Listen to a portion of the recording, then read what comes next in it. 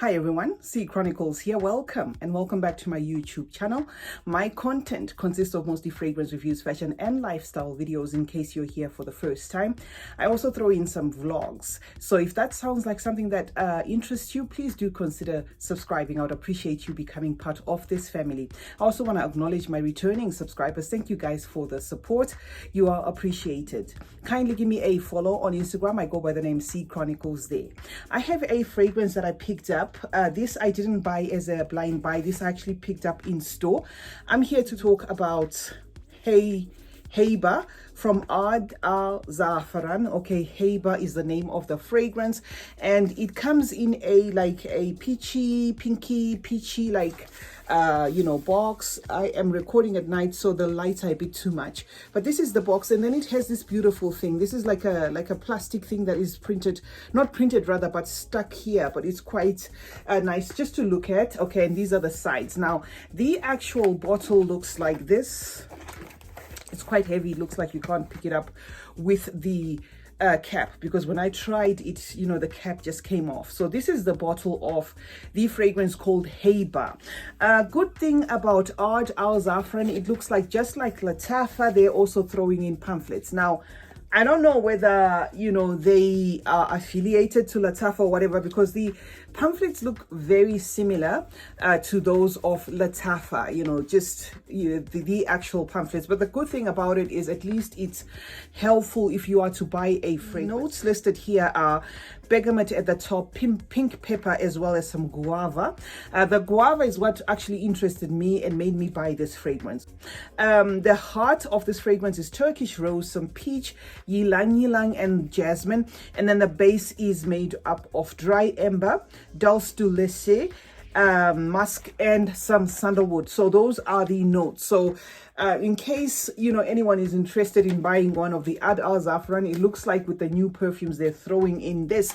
Now I am going to spray this on this paper. I actually should have sprayed it before I read the notes. That's the atomizer for anyone who's interested. The atomizer is quite okay. Yeah, and that's how it looks like. So what I get from this fragrance, in as much as I have said in numerous fragrance review videos that I feel fragrances, especially these days, are to just be classed as genderless. Okay, but what I get here is more of a feminine leaning fragrance. That is what you will get just in the opening. It leans very very femme fatale in nature. It is very feminine. It is sweet. That's how it opens up. You will get a sweet fragrance with a guava forward kind of feel. It does list that it does have bergamots, but I'm not getting any citrus from here for some reason. What I'm getting is a very guava forward fragrance with like a nectarous feel of the peach. So it's going to be on your fruity side, almost leaning a bit tropical, somewhere there in between. Okay, there are some florals here, which is the rose, but the rose especially comes across as watered down, and then there's obviously a jasmine there. So yeah, that is basically what I get here. There is a creamy caramelness in this fragrance, which I think I would attribute to that dulce de leche. Okay, dulce de leche is almost like creamy, almost caramelly, almost buttery in nature. I get that, but what I also get from this fragrance is like a passive aggressive kind of fragrance. So it's not too loud. There is, to me, something that comes across as a clash of notes, and a very heavy jasmine. The way the jasmine is done in this fragrance, to me, is quite headache inducing, but I feel there is a clash of notes between when they introduce that dulce de leche together with the guava. I think something is just pulling it all over the place. Then that that jasmine weighs in, and it's quite on the I'm just going to give an example of a jasmine that gives me a headache. An example of a jasmine that gives me a headache is a jasmine done like the one in Alien. It's quite heavy on the jasmine. So you tend to have that, and also a clash of notes between, very fruity forward, like a very fruity note that's trying to come across. But then again, this caramel is giving it like I don't know, it's not interpreting correctly, at least to my nose. I get borderline headachy with this fragrance. The guava maybe clashing with the jasmine is a bit nauseous just to my nose, but I can see the scent profile being loved by a lot of people. You know, I particularly don't fragrance bash because when I do fragrance reviews, they're mostly to, you know, bring new finds to you from this channel. So I'm not here to say, oh, this is awful, don't buy it. I get a fusion of something that feels like a Zara Wanted Girl, together with something again that I get from Carolina Herrera's Very Good Girl. So it feels to me like a fusion of both perfumes, right? But it does have that luscious creaminess that comes across, and it feels a bit caramelly and a bit too much, maybe mixing with the guava, because the guava in itself, even as a fruit, if you take it and you put it to your nose, it does have wafts of something that is borderline too much. You know, I have guava trees in my home, so this is one fragrance that I actually bought for the guava because I wanted to see how they interpreted the guava here. So yes, minus what I feel is a clash of the notes, I get a very powerful fragrance.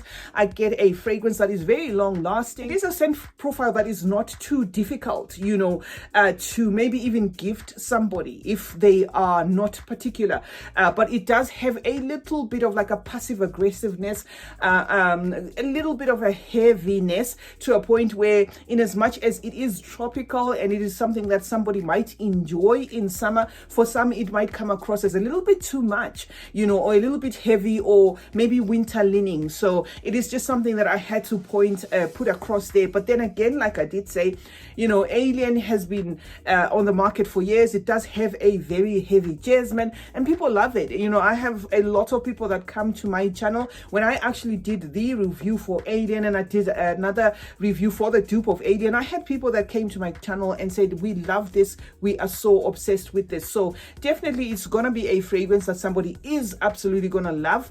I'm personally gonna give away mine because I feel somebody is gonna enjoy it more than I would. Plus I feel it will be limiting to me coming from a very hot climate to wear this, you know, because it is borderline heavy, at least to my nose. So yeah, definitely if you love Wanted Girl by Azzaro, and if you love Carolina Herrera's Very Good Girl, I see a fusion of both fragrances in this. Okay, that is what I have to say about Heibah. I love the bottle. The bottle is actually very, very heavy, and it has this like a pinkish, you know, ribbon here, maybe suggestive of the fact that it is feminine.